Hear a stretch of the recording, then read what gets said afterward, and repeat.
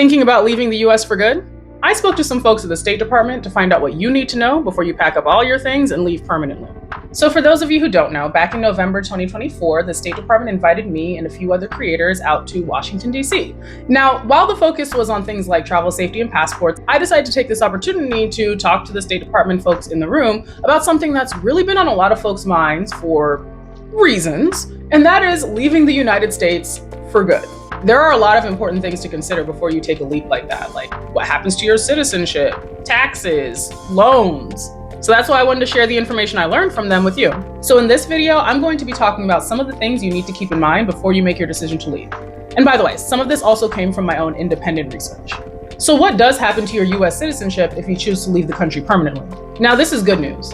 You can't accidentally lose your citizenship or have it revoked. The key thing to remember here is it is not something that happens by default simply because you've left the United States or you've been gone for a certain amount of time.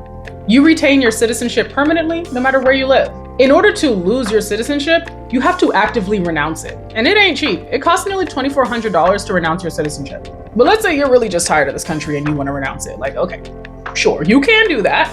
And there is a whole page on the US Embassy website that'll walk you through how to do it.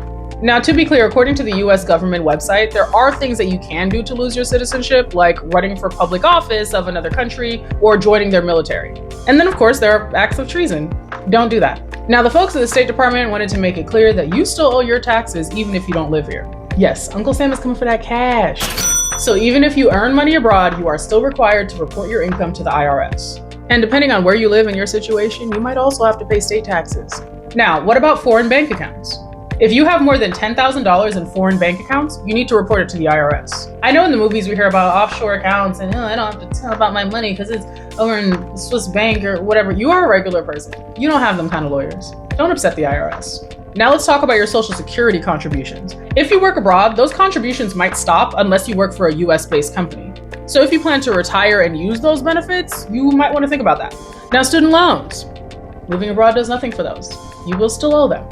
And you can still go into default, so it is within your best interest to pay those.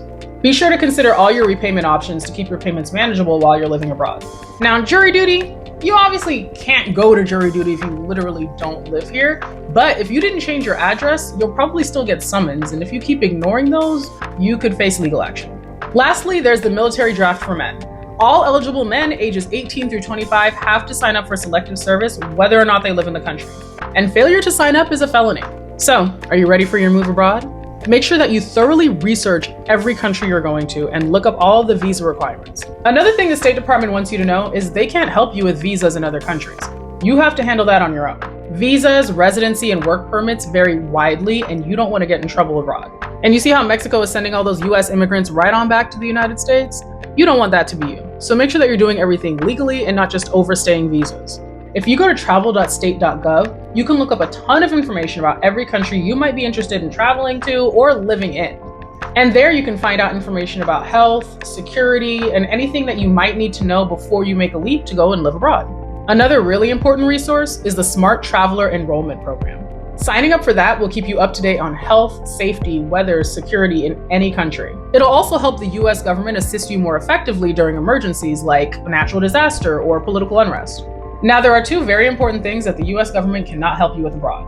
I already mentioned visas and residency, but the other is legal issues. If you get arrested abroad, you are arrested for real. They cannot give you legal counsel, they cannot get you out of jail, you are simply in trouble.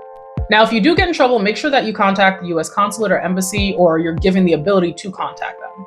Now, the best that they can do is notify your family, make sure that you're being treated well, and give you resources to find legal counsel, but after that, you're on your own. So basically, just don't get in trouble. And a great way to avoid that is by going to the State Department website, like I told you, and reading up on all the things you need to know before you go to that country. Because there are certain things you can do in the US that's perfectly legal that you can't do in other countries. For instance, you can have Adderall in the United States for your ADHD, but if you take that into Japan, you could end up in jail.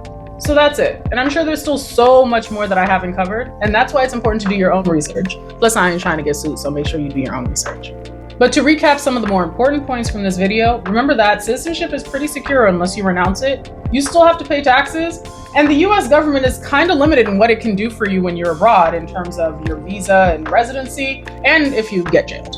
Now, I can't say this enough, but make sure that you are very, very prepared before you make this move. I recommend talking to immigration attorneys and tax advisors before you do anything. If you do want to leave the US permanently, where do you think you want to move to? No matter where you go, remember to sign up for the Safe Traveler Enrollment Program and subscribe to my channel for more travel stories and travel content.